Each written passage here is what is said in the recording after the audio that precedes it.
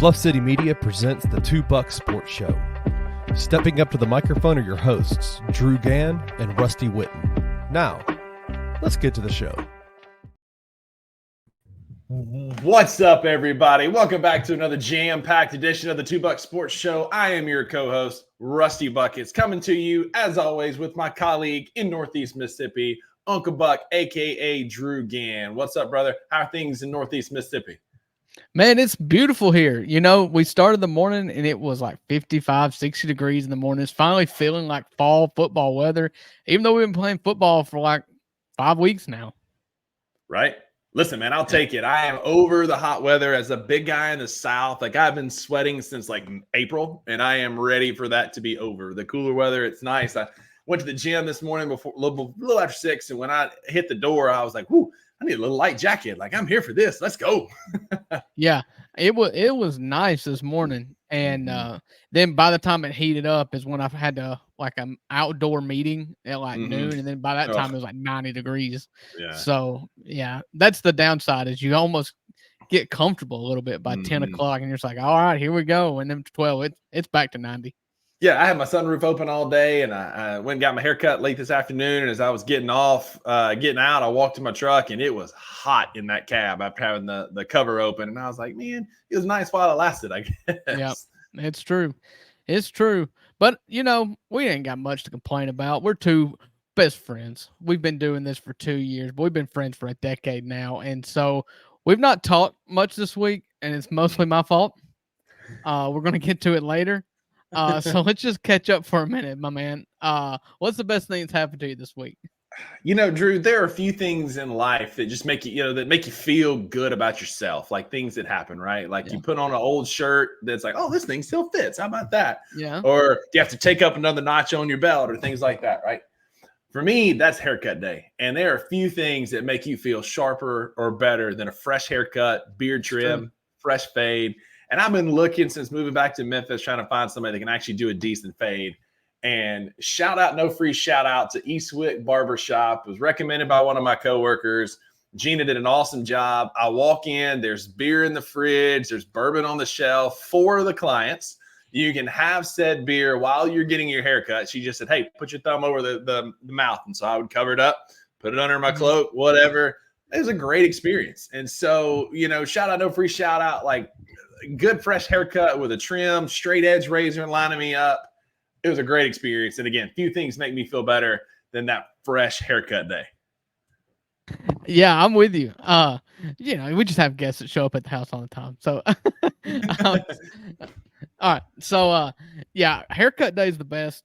I go downtown. You can tell. I don't have much left, but I have to take care of what I got. Same.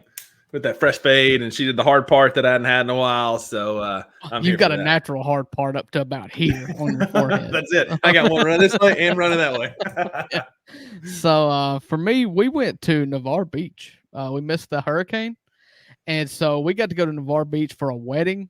And so it was nice. We dumped the kids off at my sister's in Mobile, and then we got to go to a wedding and just kind of hang out, the two of us. We got like, I don't know, 24 or a little over 24 hours just at the beach house, just me and Haley. So we got up super early in the morning, went to the beach, you know, did all the romantic stuff, got a breakfast burrito. I mean, just lived it up. We got about 24 hours worth of it. And it was a great success. We didn't get hit by a hurricane. It didn't even rain. It was windy, but I mean, like, there wasn't a cloud in the sky. It was perfect. So yeah, that was us. But y'all hear that out there, you know, get your wine, your nice fancy dinners, y'all can have those. Nothing says romance quite like a breakfast burrito. You're dang right, my man. It was from a taco truck on the beach at Florida. I know, it was so good then. I sent you and Luke a video of the burrito, and it was as big as my forearm. You know, it had some weight to it when it hit the table. NBA fans know Worldwide Wob, the Twitter account that does a lot of NBA stuff. It's really interesting. He does that where he loves burritos, and so every time he gets one, he'll do like a burrito drop like I did. And so I sent one of those to Luke and Rusty. Had a big kick out of it. And yeah, that thing had some weight to it. Yeah, it was definitely a man's burrito for sure. But what about the worst thing? What's the worst thing that happened? I've been thinking about that, man. I got a pretty good gig going right now. Not a whole lot of bad going on, except apparently my roommate's dog and I have beef. I don't know what happened, but about 3 times in the last week, I have ventured out into my bedroom and found where she had peed on my carpet with bare feet. Like I've got a rug under my bed, and I normally keep my door kind of open with a gate so that the dogs can't get in there because of this. It's the worst. The only thing worse bare is feet, wet spot in the carpet. Oh man. If I'd have had my socks on and found it, I'd been really pissed. But like it was bad enough. And then I come home from work the other day and she had took a dump on my carpet. And I'm like, I give you treats. I give you belly rubs. I pick her up and hold her when I get home. She's a little 13-pound. That's half the problem right there. 13-pound Chihuahua Cocker Spaniel mix, the Chihuahua part. And I'm like, so we had a heart-to-heart the other day. I was holding her and I'm like, what's the deal? What did I do? I need to apologize. I'm so sorry for whatever I did, but you guys, I can tell you what in my bedroom. I can tell you what you did. She keeps thinking that you're talking to her when you're talking to your girlfriend. That's the problem.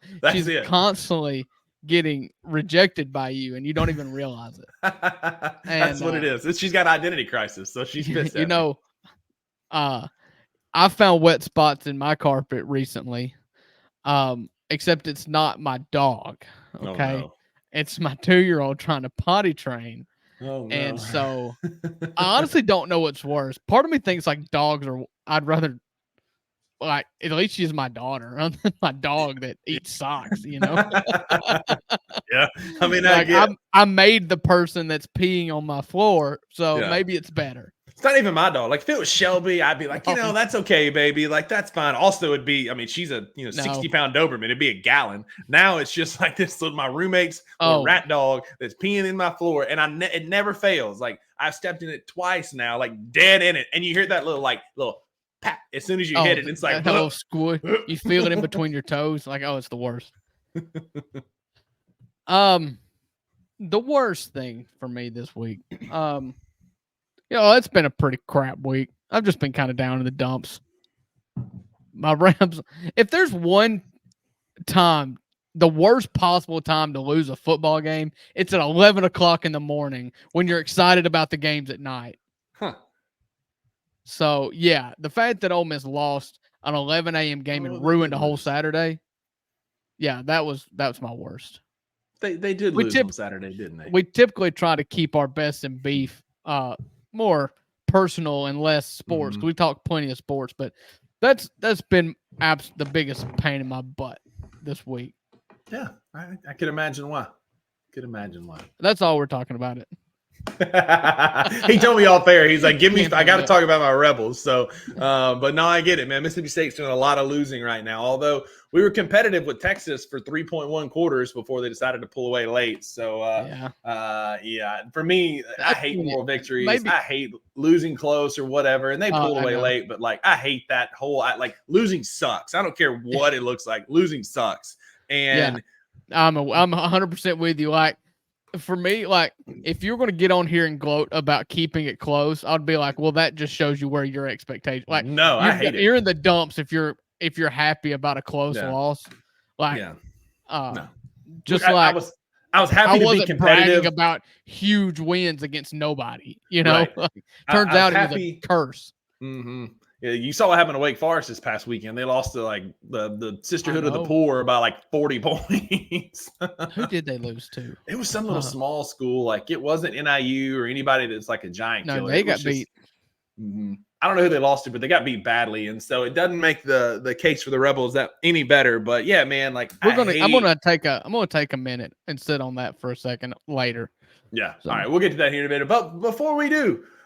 We do have Grizzlies news to talk about, Drew. One thing we can agree on, our football teams aren't having the best week. We're not having multiple weeks, aren't very good.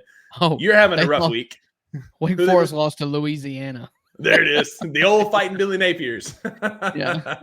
The Raging Cajuns. The former winner of the Two Buck Sports Show inaugural. The first one we ever did, babe. That was such a moment where it's like, oh no, it's the Hurricanes versus a Raging Cajun. You hadn't watched it, go back in the archives. That was a great late night show. That one was fun. $2 way after dark. But one thing we can agree on is the Memphis Grizzlies are Yes. back, baby. And it's nice to have something to talk about, even though it's not all sunshine and rainbows, because we are still having injury issues. We've kind of vetted some of that this week on the Daily Grind with Jaren's hamstring.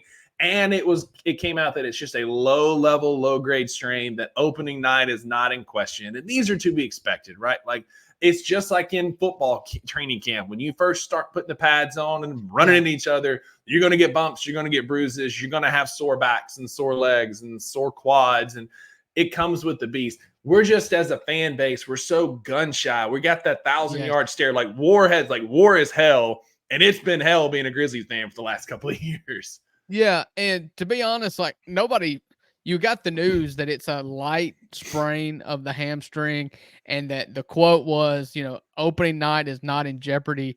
But raise your hand between the two of us if that actually relieved all of your concerns.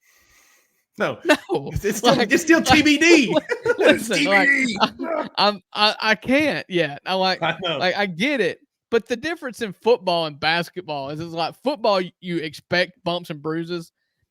Bumps and bruises if you're playing for the Memphis Grizzlies means 4 to 6 weeks. Like, we will not play through injury, in the slide. And I do not, for the record, hand to God, I do not blame this on a weak mindset by our players. I blame this 100% on an overcautious medical staff. That's it. And Drew, because I work in the medical profession and I work in exercise, this week I've had 4 or 5 different patients and coworkers say, hey, is it time we start talking about our training staff and our off-season training regimens or in-season training regimens? I think it's a fair thing to say, because some of the bones and breaks and jaws falling, you can't, or Marcus Smart, like the basketball guy's trying to snatch his finger off, things happen.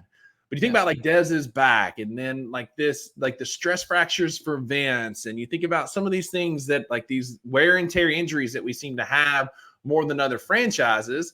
And you would hear about it, right? Because ESPN made a big deal about all of our injuries last year. So if the Clippers or the Jazz or the Wolves were having a similar issue, they'd be talking about it.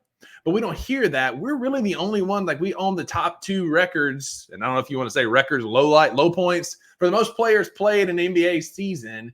It just feels like it happens to us more often than not. I don't know if it's a curse. I don't know if it's our training staff. I don't know if we're not getting what our off-season conditioning and nutrition looks like, but something's happening.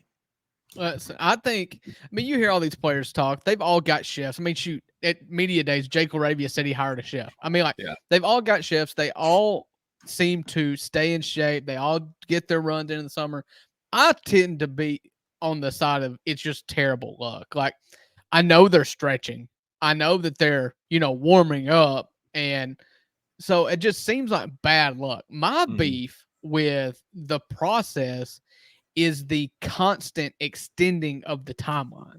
Fair. It's like they don't want to, an abundance of caution. That's fine.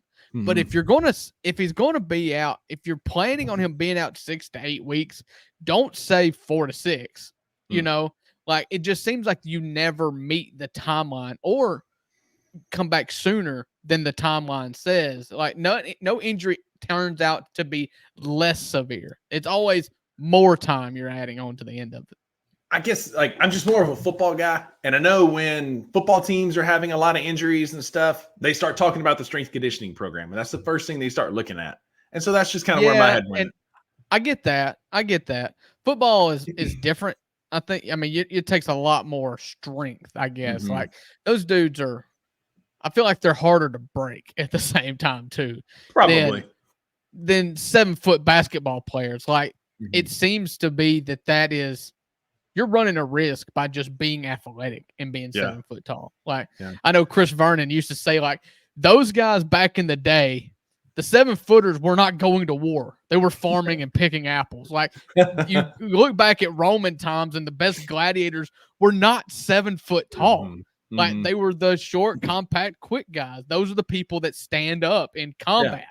It's simple physics, man. The line of pull, the angle is weird. The longer the lever arm, the more likely it is to break. Right. You can lift more, but it's going to break, And so that's simple physics. PTSD to college there. But, and the last thing I'll say about it. Physics.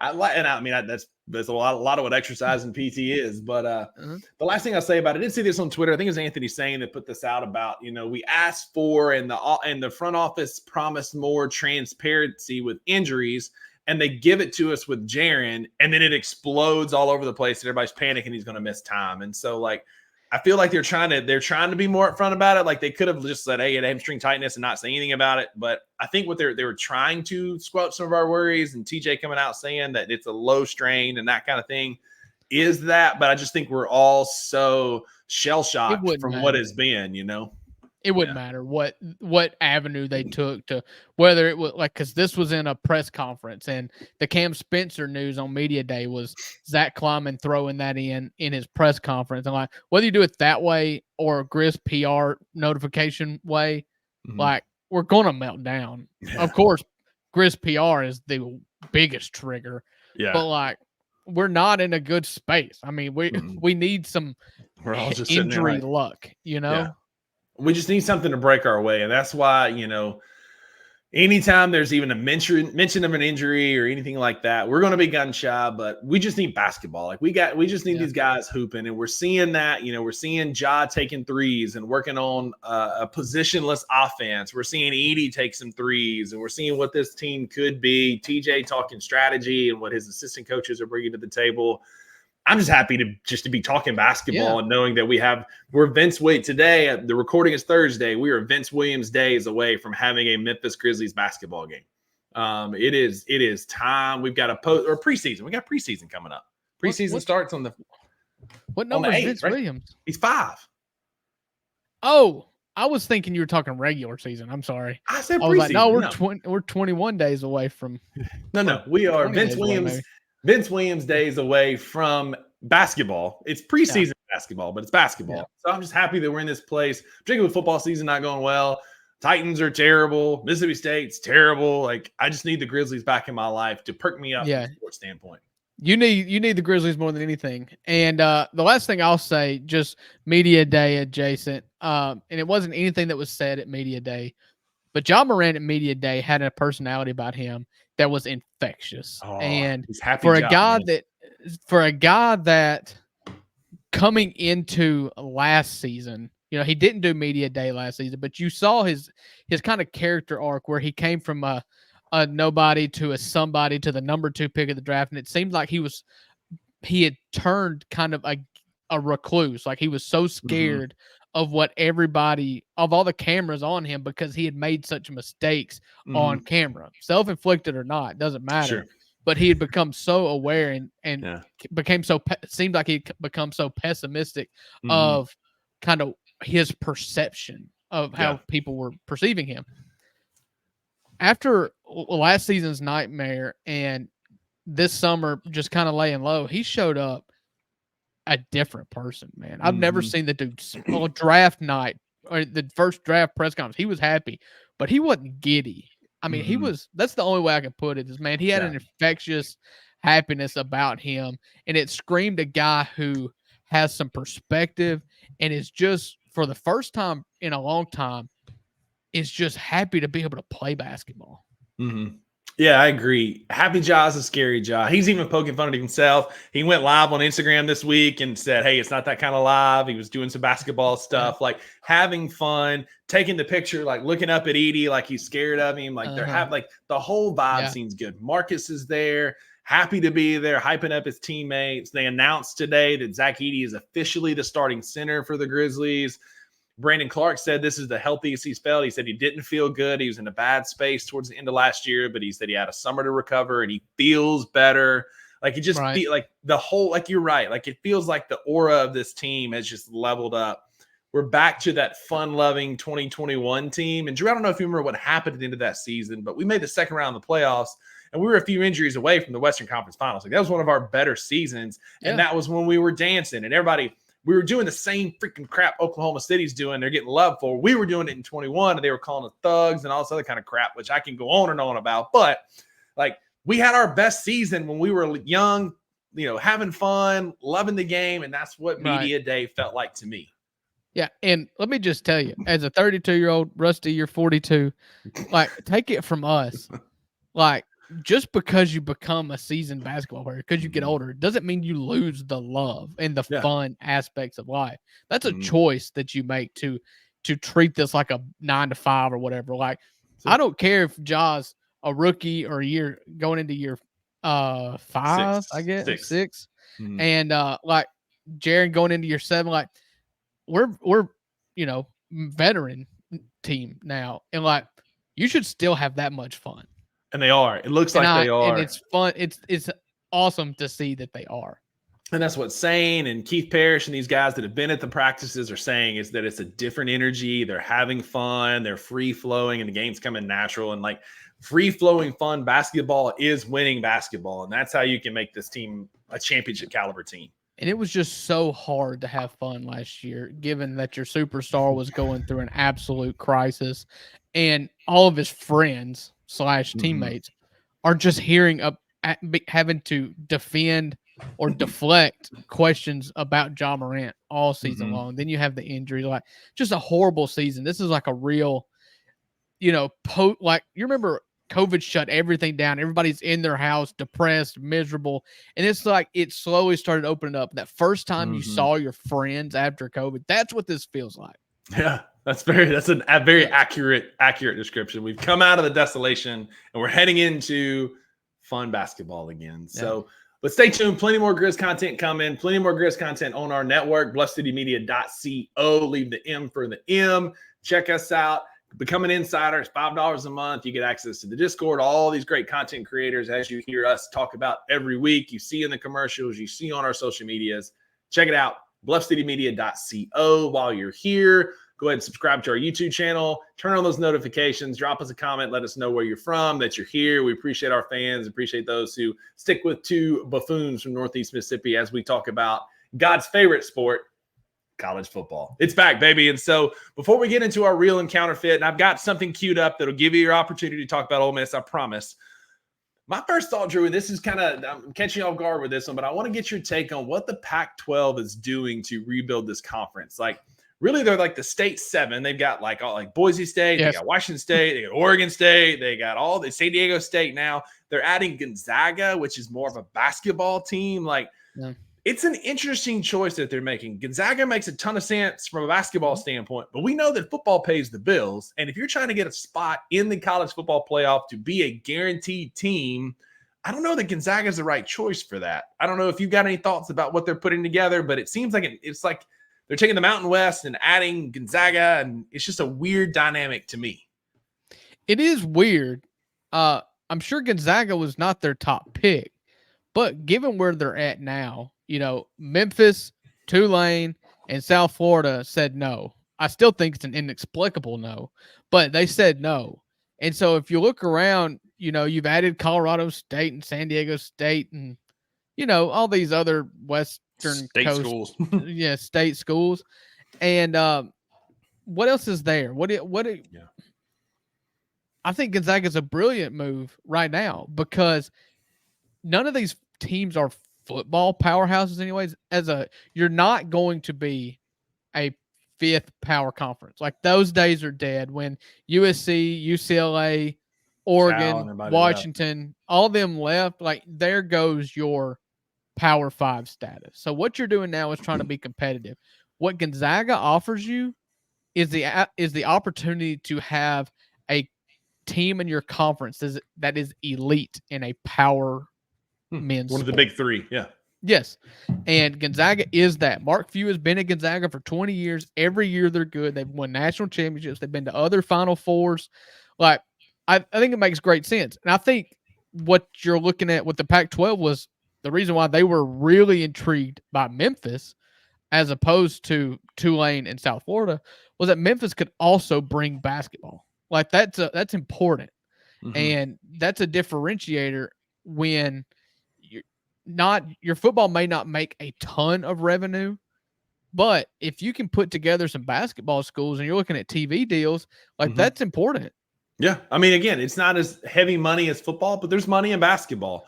And from that standpoint, it makes sense. It saves Memphis quite a bit in travel costs, which I think is a lot of what it kind of came down to. Because did you see today, Miami is playing at Cal, right? It's woke versus Coke. All the memes are incredible. But I saw earlier today that the Miami equipment had traveled 1,200 miles and they still weren't halfway there. Like, as they're flying their players there, but they're driving the equipment there. And as of this morning, it had traveled over 1,200 miles, and it was not halfway to Berkeley yet. Like and that's a conference game. That's a that's Cal. They're ACC. That's a conference game. Yeah, I think it was Stanford. I heard is playing a 9:30 local kick conference game. Like in Stanford, if you're a Stanford fan living in Palo Alto, your kickoff is 9:30 a.m. Like that sucks. Yeah.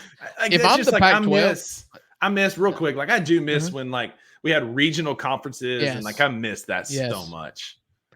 You know, I do too. And I wish it would stay regional.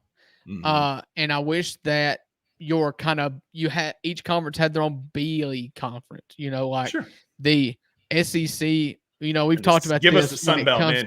Give us the Premier League. Yeah.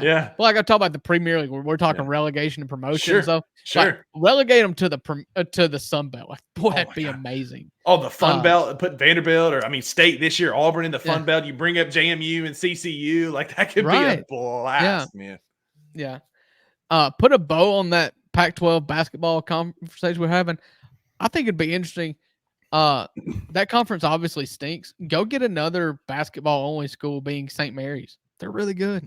St. Mary's great. Go get keep that rivalry there. Yeah. So I like it. Yeah, I mean, it's an interesting. Be good at something. Find your niche and be good. It doesn't have to be football, but I think that's a phenomenal point. You're not going to be competing in football. You're going to be one of the at-large bids. So you've got one, maybe two shots at getting somebody in. You got 64 teams to make the college basketball, March Madness. So like NCAA tournament, you go for it in basketball. I mean, it makes sense.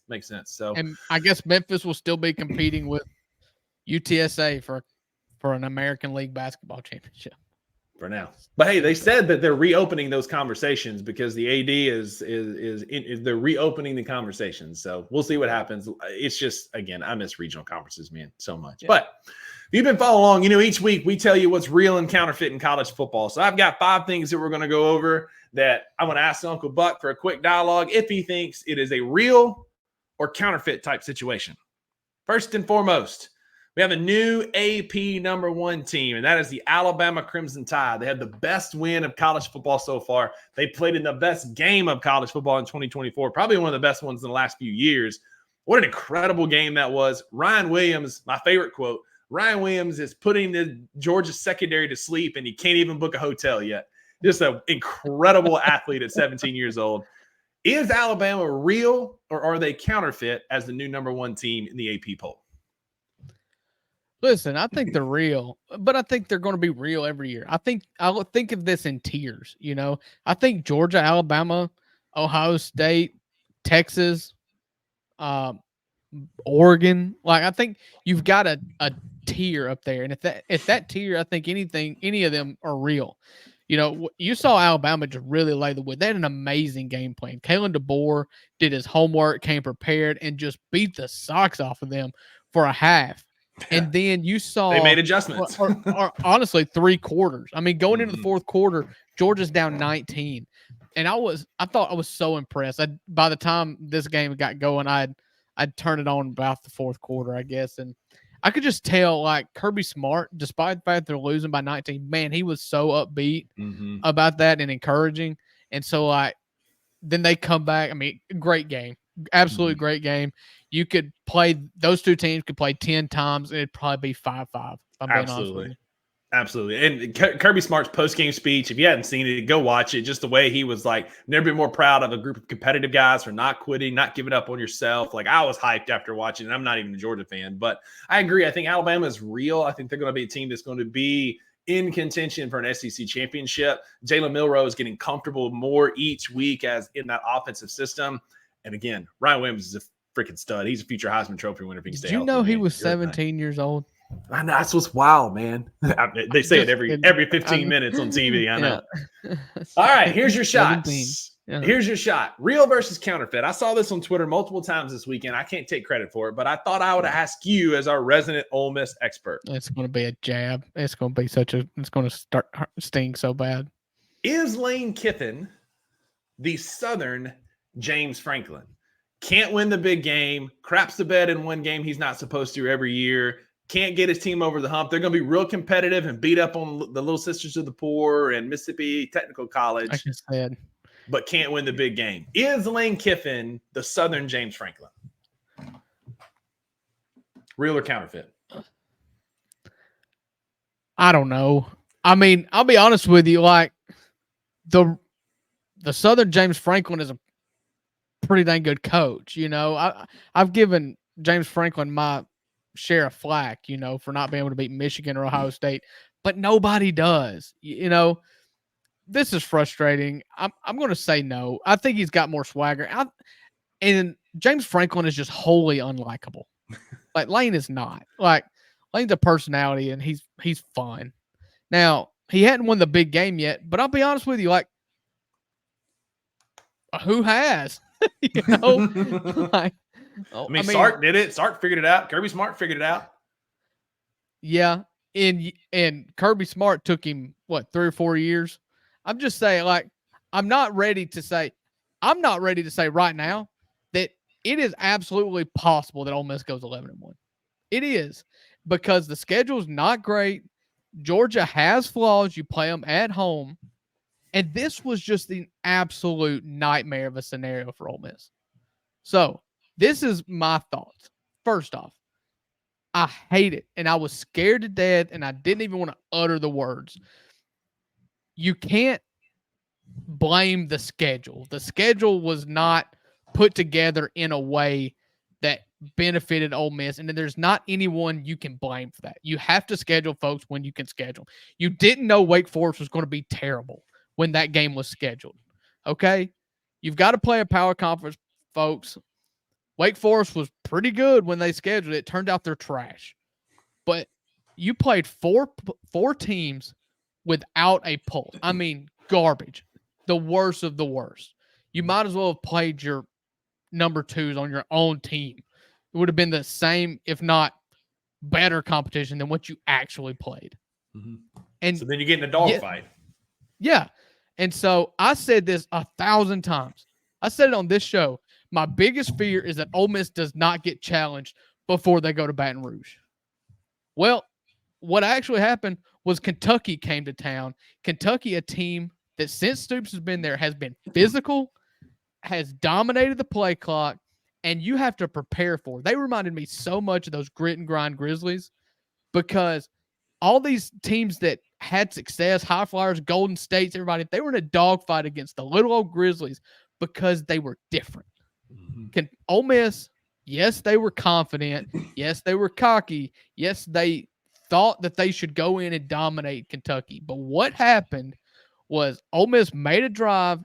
The scripted first drive of the game went, I've got this written down, 6 plays, 83 yards, touchdown, 7-0.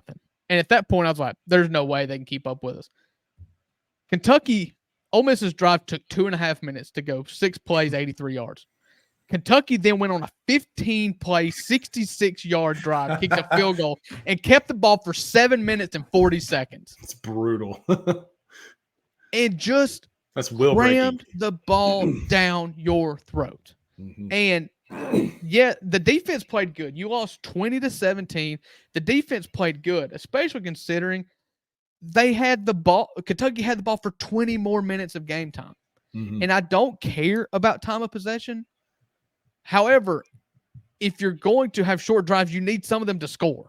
And your defense is just on the field too long. And what ended up happening is that it was 10-7 at the half after Georgia scores a touchdown after 2 third-down incomplete passes were flagged for defensive pass interference.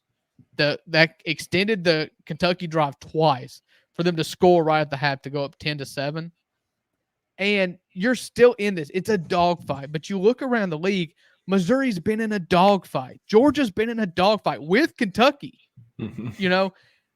And so you look down here, you get to the second half, punt, Kentucky punt, Ole Miss field goal, Kentucky field goal. Then Ole Miss fumbles, punt, Ole Miss touchdown. That was the 4th and 7. Trey Harris slant, took it 60 yards to a touchdown. That put Ole Miss up 17-13. Okay? At that point, when Ole Miss fumbles, you force a punt. You force a punt. You get the ball back up 17-13. Ole Miss punts. You force another punt. Ole Miss punts. Then Kentucky gets the ball again, touchdown. And then,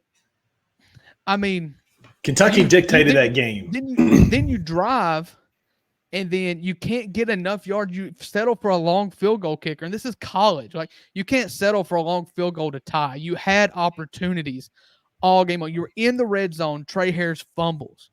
You have multiple third downs where you force a punt, and then you get called for offensive or defensive pass interference or holding, or you force them to 4th and 7 and give up a bomb on a go route.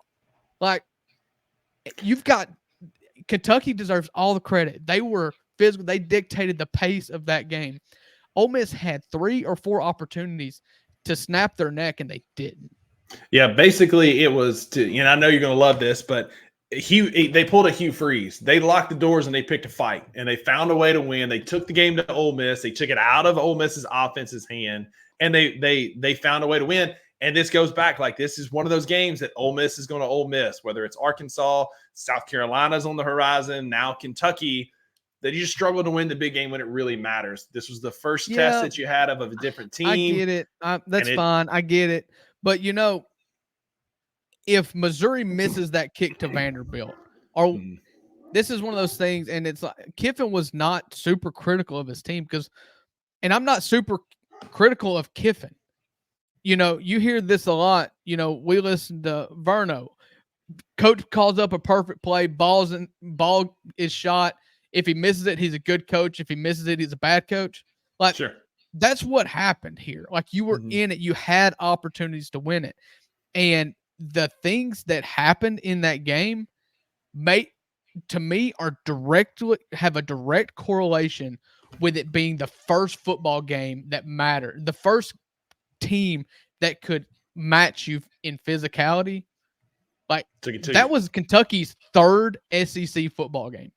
Mm-hmm. Ole Miss had played Georgia Southern, Furman, Wake Forest, and MTSU Northeast. Yeah, MTSU. So we found out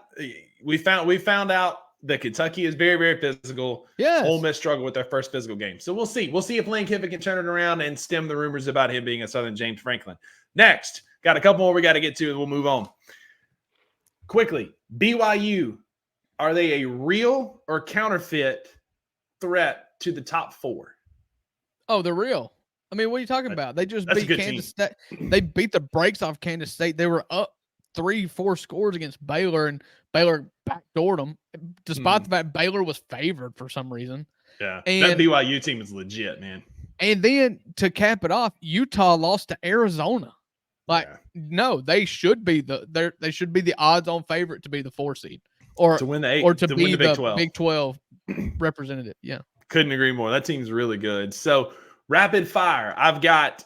They're starting the NFL draft. We're a few weeks into the college football season. They're starting to look at which players have legit NFL aspirations and which ones don't. So I've got 6 quarterbacks here that I'm going to ask you, are they a real or counterfeit NFL quarterback? All right. First up, Jalen Milroe, real or counterfeit NFL quarterback? Nah, I don't buy it. He's like Jalen Hurts, except he's not as good. Yeah, his arm's not. It's got a big arm, but he's not as Jalen Hurts is being exposed right now. Yep, 100%.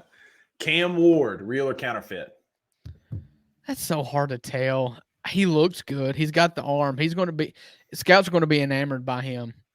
He's one that I think could end up being like the number 1 or 2 pick. Like, if he keeps playing like he is, he could vault himself into a top 3 pick.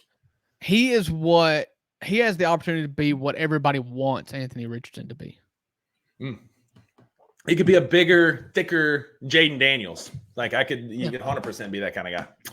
Carson Beck, Georgia quarterback. He's the one that's probably the most ready, because he just looks good. And he plays in an NFL-like system in Georgia. And there's so many stats that go out there that draw a direct correlation between games started and production early in the NFL. Yeah. And you look at the ones that are having success right now, like Bo Nix. He's not lighting the world on fire, but the Broncos are 2-2. Jay Daniels start a lot of games, and he is running away with the MVP. Rookie of the year. Yeah, Rookie of the year. And then you look at guys who have not started much, like Anthony Richardson, and they're not good. I want quarterbacks, if I'm drafting high in the draft, I want quarterbacks that's played a lot of football. Well, here's your next one. Quinn Ewers at Texas. I'll take him. Jackson Dart at Ole Miss. No, he's got a lot of Matt Corral, and I love Jackson Dart, but he is a really good college quarterback. He doesn't have that top-end arm. He can't throw it 60 yards in the air. Like, he doesn't have – he can't – and at the NFL level, he can't stretch the field the way that NFL teams want him to. Lastly, DJ Ugalele.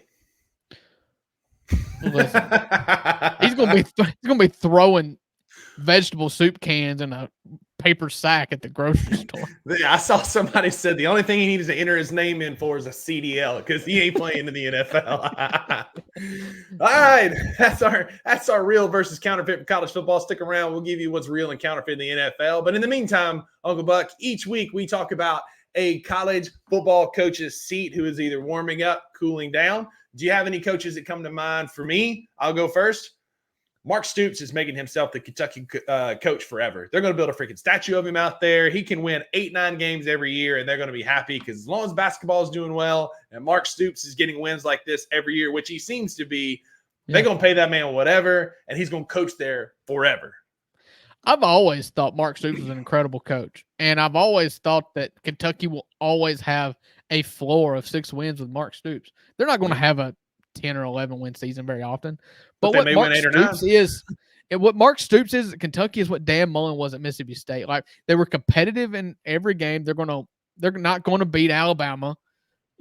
Kentucky's probably not going to beat Georgia or Tennessee this year, but they're going to be in a bowl game every year. They're going to be competitive. They're going to be fun to root for. Mm-hmm. Like, he's got the coldest seat in the world. I've never thought the only way his seat would be hot is if he just chooses to leave. There was a talk a couple of years ago that there were frustrations with him in the program, and then he won 8 games and they got quiet. Yeah. So. The only talk I've ever heard of him leaving is like if Kirk Ferentz stepped down, he goes to Iowa. There was obviously the big rumor and report that he was going to A&M, which I thought would have been an amazing hire for Texas A&M. Mm-hmm. But you talk about bringing A&M back, making them physical, man. With that level of talent and ability to recruit, woo, buddy. Yeah. I'll get my coaching hot seat right now in the next segment we call my Dunzo list. And this is just putting somebody out to pasture. Mike Brown, my man, you came out of retirement. He's one of 3 head coaches with multiple national championships in college football. That's it. It's him, it's Kirby, and it is Dabo. Yeah. And he's the only one with national championships at 2 schools. Mm-hmm. But he's got to go. You're up 20-0 on Duke, and you allow Duke to score 21 points unanswered in the second half. Just trade goose eggs with Duke to lose that rivalry game. It comes a week after letting James Madison hang 70 on you, 50 in the first half.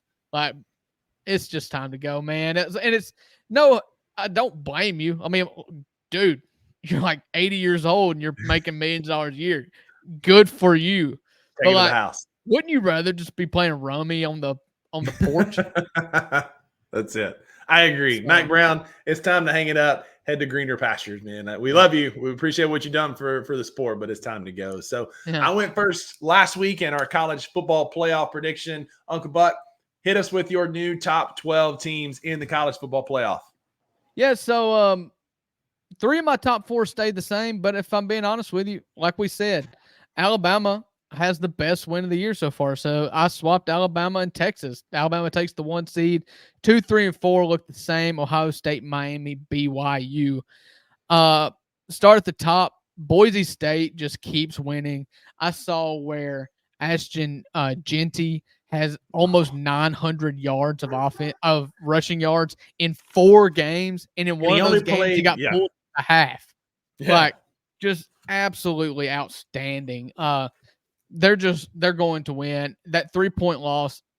Give me a 1-loss Boise State team with a 3-point road loss to Oregon over any undefeated Group of 5 champion. I've said it. I don't care if Navy goes 12-0. Like, Boise's better. So, Boise gets my 12 seed. Got them playing Texas. Just flop Texas and Alabama. Penn State, Oregon, a Big 12 matchup. That stays about the same for me. Penn State won their whiteout game against Illinois this week. Everybody was really starting to want Illinois to be good, and they won an unimpressive game, but I'll give a little bit of credit to Illinois on that one as well. I put Clemson in my top 12 at 11. They're just beating the snot out of everybody, and the longer they keep winning, the more credit for that week 1 loss will go to Georgia. And so I've got Clemson and Georgia rematching in the 11-6 game. And I got a fun one. The 10-7 game, my last game of the college football playoff. I've got Ole Miss and I've got Tennessee in the Lane Kiffin rematch game where they threw a bottle and a golf ball at him in Neyland Stadium. My thing with Ole Miss is I get this down now. My thing with Ole Miss is it's still in front of you. You ate up 100%, or you ate up 85% of your wiggle room. But if you tell me that this team goes and wins at LSU and loses to Georgia at 10-2, I have a hard time looking at teams behind them and saying that they're better than Ole Miss. The teams behind them, Michigan, USC, Kansas State. Like, I don't really Missouri. I'm out on Missouri. They just can't. They've kicked more field goals, 3 more field goals than any team in the nation. Yeah. Like, they can't score, and which is baffling when you've got Luther Burden and Brady Cook and Luther Burden. Yeah. So I just don't. Ole Miss, you've eaten up all your wiggle room. You've got to win either Georgia at home or at LSU. That's the only 2 losses you got to have one of them, and you can't lose any more. But a 10-2 team that has a loss at Baton Rouge or at home to Georgia, I think at 10-2 you're sweating it a little bit, but I'll be ready to make that argument when Thanksgiving. I guess we'll find out. So my updated list, I follow the same route, man. Alabama has the best win. They have the highest win so far. Notre Dame. We'll get there. Sorry. Alabama number 1. They're the new number 1 team. I mean, again, best win. Ohio State doesn't change. I put BYU at 3. Utah got beat. I've been high on them all year, and they finally got bit. Too many injuries, and that Arizona team is dangerous, man. And they played with fire, and they got beat. Miami still at number 4 because somebody has to win the ACC. I'm still big on JMU. I still think that they can get in. They're a fun story. They're a team that their first year in bowl eligibility, and they're undefeated and beating the crap out of people that they play. I think they can work their way into that 12 seed as a Group of 5 winner. Texas, I dropped them from number 1 to 5 simply because Alabama has a better win. All that will get settled over the next few weeks as Texas plays Georgia in a couple weeks, and Alabama still has some tough games ahead of them. 8-9, I have Penn State back in. I mean, they beat a up-and-coming hot Illinois team at home. It wasn't pretty. It took a pick 6 late to pull it away. But Penn State won a big game, and that matters right now as we're still playing a lot of tune-up and warm-up games. Oregon still clocking in at number 8. I put Missouri at number 11, Tennessee as a 6th seed. I think that could be a good matchup. Look, I mean, Missouri hasn't lost yet. It's coming. They're going to lose some games, but they haven't lost yet. They're still undefeated, an SEC team, putting them at number 11. I snuck Georgia in. Georgia dropped to 7 after losing to Alabama, but I did sneak Notre Dame into that game against Georgia simply because their schedule is so bad. Like, from here on out, I think their best game is like Purdue or Michigan State. Like, they don't play in USC. They don't play anybody. So like we said earlier when we had them in our top 12, I hated to do it. It made me very angry and salty. But media loves Notre Dame. They have a cake schedule. They're going to put them in there. So am I. I'm going to go ahead and put them in there, knowing the inevitable is coming, that Notre Dame is going to backdoor their way into the college football playoffs. And if they play Georgia in that matchup, Georgia's going to beat them like they beat Florida State last year, because Notre Dame is not a good football team, but will find their way into the top 12. Yeah, that's interesting. We talked about this, and I killed them when they lost to Northern Illinois, and I think that's still fair. But as you start looking at these teams in the SEC that are going to start cannibalizing themselves, like Georgia and Texas still play. It's very possible that Georgia, Texas, and Alabama all have one loss. That's music to Notre Dame's ears. I mean, well, actually, you probably want Georgia to get 2 losses, but I just. Yeah, they're going to want to put them in there. I don't believe in them at all. It's kind of my fear with Ole Miss. It's like if you lose Kentucky and Georgia and LSU turned out to be crap, like what good win is there? And that's what you're looking at with Notre Dame. Like, what good win is there? I'm on your side here, but we both know that the media is going to put them in there. But last thing on college football before we move into the NFL, last week Uncle Buck went 4-1 against the spread. The only one he got wrong was the same one that we both got wrong, picking Oklahoma State to beat, we both picked Louisville to beat Notre Dame. Yes. I got that one wrong, and I picked Oklahoma State to beat Kansas State just for parity, even though I even said on air I don't think it's going to happen. Uncle Buck's now 14-7 on the year. That's it. 14-7. I am 11-10. So I'm hanging in there. And as we all know, I made you're in the black running, and I made a raucous comeback last year. It's going to happen again.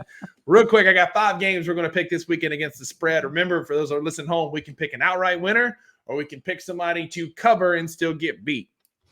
So first one, Missouri plays at A&M. A&M is a 2.5-point home favorite at Kyle Field. Who you got? I'll give you that one first. A&M is a 2.5-point favorite. Favorite at home. At home. Listen, this is kind of a prove it game, and Missouri is a top 10 team. They are undefeated. However, they've got a narrow home win against against Vanderbilt. They've got a narrow win against Boston College. Like, their offense has not been putting up the numbers that Eli Drinkwitz and Brady Cook and Luther Burden should be putting up. And they're going to A&M, where A&M's, if nothing else, they've always played pretty good defense. They, at this point of the year, somehow they have not been given a reason to give up yet, which is probably the biggest indictment on Jimbo Fisher that there is. So give me the better team as the underdog. I do believe that Missouri is better than A&M, and I don't think A&M is 2.5 points better than Missouri. I think Missouri is better than Texas A&M if it was played on a neutral field. Give me Brady Cook. I don't feel great about it. I also don't feel great about yeah, but I don't feel great about the other side. And the reason why I'm picking Missouri is Marcel Reed has been fine, but he's a true freshman, and this is by far the hardest game that they've played. Yeah, I'm taking Missouri too. Obviously, I'm high on Missouri. I like Brady Cook and Luther Burden. I'm taking Missouri to win at A&M. Ole Miss is a 9-point road favorite at Carolina. This is an interesting matchup because South Carolina, they're not good, but don't tell them that because they're playing good football. They get after the quarterback. They are tough defensively.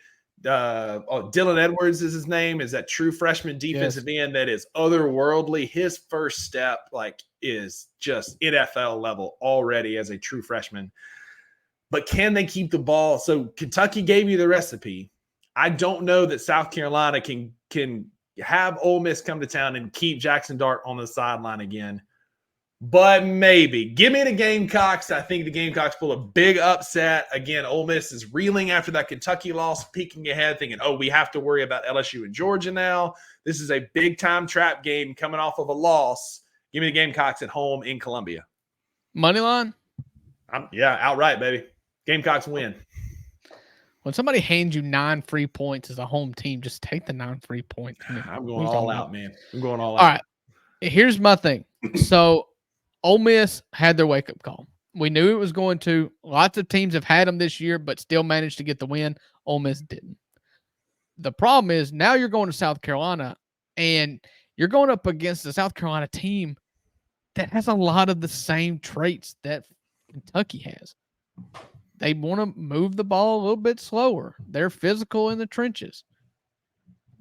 I'm taking Ole Miss. I'm taking the 9 points. I think they win. I think they cover. And I think they cover because this game and this week for Lane Kiffin is the most important week of football that he's had during his time at Ole Miss. It is well known. They made it well known. It is national football college football playoff or bust this year. You cannot make college football playoff and lose this game. It's just it can't happen. All your eggs are in it. You were vocal about it. You were confident in it, and for good reason. This team is talented. This team is good enough to make the college football playoff. You got hit in the mouth, and now you've got to answer. And so I think that they're going to go to South Carolina, and they're going to answer the bell and win by 2 possessions. And I think that if they don't, then we may be looking at a Black Monday situation. And I mean, you just got it's the nature of college football. It's not an Ole Miss problem. Too many guns for hire. But all these teams are mercenary. I mean, all these teams are made of mercenaries at the top end of college football right now. Yeah. Ole Miss more than most, but definitely I agree. Ole Miss. If you lose South Carolina, like you can probably keep the locker room after losing to Kentucky. You still got football left. You still can play your way into the college football playoff. But if you lose to Kentucky, you're going to lose that locker room. So next up, pretty easy one. Georgia, 23-point home favorite over Auburn. I think Georgia wins convincingly. They bounce back. They clearly showed they're a really good football team going toe-to-toe with Alabama, who could possibly be the best team in the country. Right now they are with the biggest win. Give me the Dogs to cover 23 points. Give me Auburn. Outright or money line? No, I'm not crazy, Rusty. No, that a lot of effort was expense to go to Bryant Denny. I'm not saying this is a letdown game, but you've seen Georgia on the road kind of struggle. Auburn looked fine, I guess, against Oklahoma. They definitely exceeded my expectations despite the fact that they were favored. I thought the wrong team was favored, and I was right again. You've always said if you have 2 quarterbacks, you don't have a quarterback, and Auburn doesn't have a quarterback. They're only playing one of them now. I guess that's fair. They're only playing. They're only playing one of them now. Yeah, that's fair. And so I just think that Auburn's best recipe right now is to shorten the game as much as possible, and a 23-point spread on the road after that game. No. Next week's a bye week, I think, for Georgia. I thought next week was Texas, but next week's the 19th. Next week's Texas. the Red River rivalry. So the 19th is Texas. Georgia doesn't play next week, so Drew's got Auburn on money line. Give me plus 23 on that. Clemson, 14.5-point favorite at Florida State. This is a weird game. Florida State is reeling. They got nothing left to play for. Mike Novell is coaching for his life. Clemson's on the swing up. This feels like a weird game that Florida State might sneak out. Drew, what do you think? Go Tigers. Yeah, same. Clemson will win that game.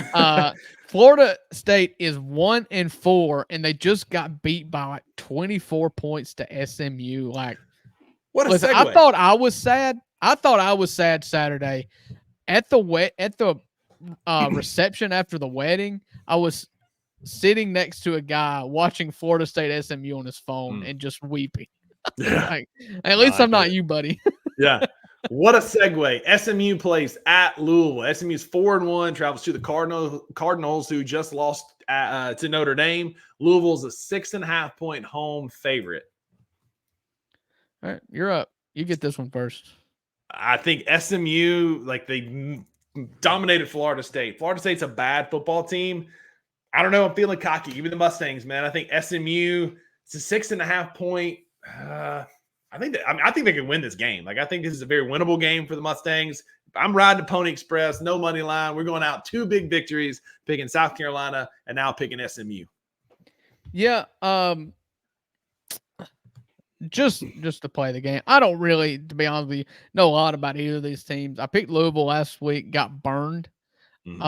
So what I've learned in my life is sometimes I'll never learn. There you go. Give me the Cardinals. There you go. Put that on a shirt. The only thing I've learned is that I'll never learn. Never learn. That's a good one. That's some $2 stuff right there. We'll get that put out there. But hey, listen, it's all of our college football for the week. I'm gonna hand the reins over to Uncle Buck as he guides us through our NFL real versus counterfeit and takes us to the finish line talking about the NFL. Yeah, I've just got a couple here, if I'm being honest with you. The NFL's turned out to have a lot of parity. I don't really know about a lot of these teams. You've only got you've got two teams that are undefeated. And you've got one team that is 0-4, with that being the Jacksonville Jaguars. One of the undefeated teams is by far the best story in football. Are you ready now for the Sam Darnold MVP talk? Dude, he is having a career revitalization. I think not enough is being said about Kevin O'Connell, the coach, man. Just what he was able to do with Kirk Cousins, what he's doing now with Sam Darnold. We talked about this on the Daily Grind on Wednesday. Like, we were talking fantasy football. We both were like, yeah, I mean, there's Justin Jefferson, but like, who's going to throw him the ball? Sam Darnold. Now that answer is absolutely you want Sam Darnold. But it's not just Sam Darnold. Like, that whole Vikings team is like, they're playing really good football. They're running the ball well. Aaron Jones is finding his stride. I've got him in fantasy. He's been producing at a higher level. Yeah, they're playing good defense. TJ Hawkinson's getting ready to come back from injury, so their offense is only going to get better. This Sam Darnold hype train is gaining momentum, rightfully so. He's making good decisions. He's making strong throws. They're not turning the ball over. The Vikings are real, and it's a really good story seeing Sam Darnold land on his feet, man. That's a wild, wild story. So, real? Real. Absolutely real. And so to piggyback off this, I've just added a third one. Be honest with you guys, I listened to a YouTube short, Get on Bluff City Media. There's some YouTube shorts, and it is from the On the Bluff guys. And I thought it to be real fascinating and to kind of echo my inner thoughts recently, because you look at stories like Sam Darnold and Justin Fields this year, and you're like, oh, and Geno Smith, for that matter. You look at these quarterbacks that have went to terrible situations, and everybody has just decided they're trash. So my question to you, real or counterfeit? System is more important than talent at the quarterback position. 100% real.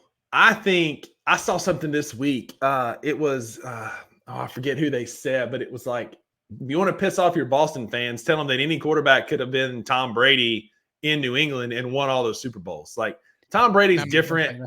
But Tom Brady's different on a whole other level. But like, I mean, he thrived in that system. Look at what Sam Darnold's doing. Look at what Geno's doing in Seattle. Like you said, look at what some of these quarterbacks aren't thriving in. Like, Joe Burrow had a great situation with Brian Callahan. Well, now he's gone, and the offense is sluggish at best in Cincinnati. I think it matters. Chicago is the greatest case study about this, because you watch the Bears for an eon. Like, they have not had a great quarterback in the history of their franchise. Like, it's not just like a short-term thing. I think, too, Homer, like, bias alert here, I'll own that. But I think if Dak Prescott was doing some of the same things he's doing in, say, Green Bay or the Chargers or the Jaguars, it's a different conversation about where he ranks in NFL quarterbacks. He turns the ball over a fair amount, but he's going to go out and win a ton of football games. He wins 75% of his football games. He's going to, and he's accurate. But he's the Dallas Cowboys quarterback, so it's more of a microscope that he's under. I think the system matters tremendously. Kurt Warner was a grocery bagger and a Canadian football player. He gets joined up with Marshall Faulk and Terry Holt and Isaac Bruce and the greatest show on turf. Like, systems and coaches absolutely matter. Because, again, another one, Kirk Cousins thrived in Minnesota, played awesome. They've been trash in Atlanta. I mean, Kyle Pitts is awful. They're not playing great football. They won a couple games, sure, but like, Kirk has not looked the same in Atlanta. There's probably an Achilles in there too, but he hasn't looked the same. Aaron Rodgers has not looked the same in New York as he did in Green Bay. There's age there, but still 100% real. The system and the coaches matter. I think that the truth is in the middle, but I think you've seen, and this is a point that that fella made on what is his name? Oh, I just had it. Gabe Kuhn? Gabe Kuhn. Yeah, it's a point that he made, and you just look back at other quarterbacks that we've just decided suck. and look at the situation they put in. 2 of the 3 guys that I just mentioned to you off the top of my head were drafted by the New York Jets. Like, maybe we should blame the Jets more often, you know? I don't know. And Mark Sanchez is going to be bad and, wherever he plays. Mark Sanchez was good. The butt fumble killed him. He did. But then Sam Darnold went to Carolina. What did you expect? I mean, yeah. Like, he didn't turn out to be amazing. It's been there. But you cannot be an amazing quarterback with a terrible coordinator. Yeah. We talked about this last week. This is the last thing I'll say about it because we've already spent too much time on it. Patrick Mahomes has the opportunity to be the greatest of all time.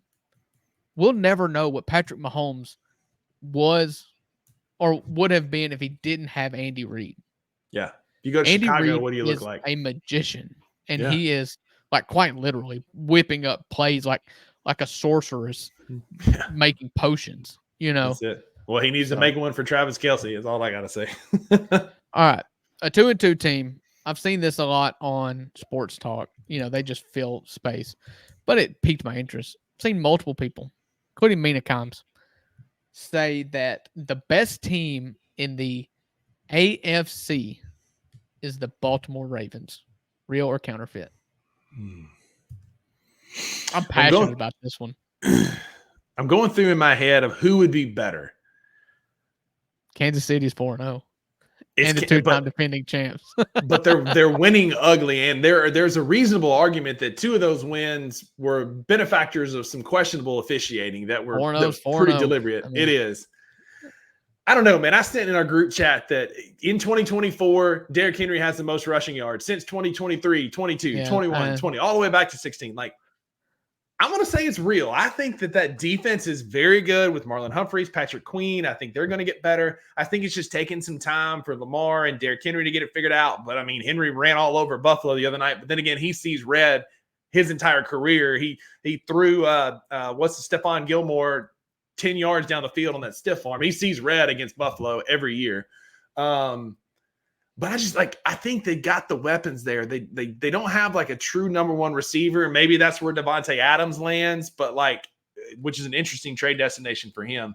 I think they are the best team in the AFC. I think they're better than Buffalo. Obviously, they beat the crap out of them the other night. Yeah. I think they are the best team. I'll say it. I think it's real. I think they're the best team in the AFC. Okay. I think it's counterfeit, and I think it's counterfeit because Lamar Jackson's got 2 playoff wins in his career, despite making the playoffs every year. Like, I'm basing this on, but I'm basing this on winning a Super Bowl, and I don't trust him to win a Super Bowl. Like, that's just fair. That. I will never pick him to beat Patrick Mahomes until I see him beat Patrick Mahomes. That's fair. That's fair. So that's all I've got for real versus counterfeit. 3. Good thing I didn't have 4 because those 3 took a minute. So, next segment. Let me intro it. We're going to do another money segment. We like this one. Well, we're going to talk fantasy just for a brief second. We do real versus counterfeit, but we're buying stock, baby. We're day trading right here on this Thursday afternoon in North Mississippi. We're talking fantasy football. It's the bull market and the bear market. Rusty, who are you bullish on? Well, outside of Jared Goff as tight end 1 right now, because he's got more points than Mark Andrews and Travis Kelce, right? Like 6.7 receiving fantasy points is more than Mark Andrews.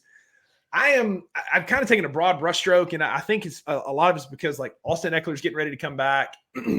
I think I'm bullish on receiving running backs. So if you can get Tony Pollard, if you can get a Austin Eckler, if you can get somebody that plays both in the passing game and the running game, that's where the NFL is heading right now. Is you're not seeing a lot of over the top big plays, outside of a couple monster over the top plays.